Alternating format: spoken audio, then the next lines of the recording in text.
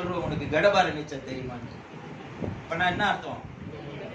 கடபார உள்ள போயிடும் போட்டா, அதனால நீச்சல் தெரியாதவங்களுக்கு கடபார நீச்சல் சொல்றோம்.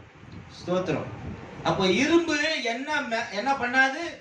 மிதக்காது. இது உலக சரித்திரத்துல நடக்காது.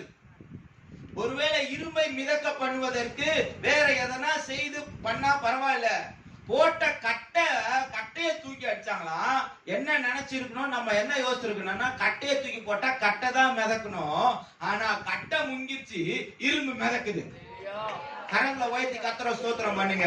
இப்போ இதுல இருந்து நான் உங்களுக்கு சொல்ற விஷயம், எதெல்லாம் இந்த இயற்கைக்கு அப்பாற்பட்டதோ, உலகத்தில் எதெல்லாம் சாத்தியம் இல்லையோ, அதை உங்களுக்காகவும் எனக்காகவும் செய்து முடிக்கும்படி கர்த்தர் இன்றைக்கு ஜீவனோடு கூட இருக்கிறார்.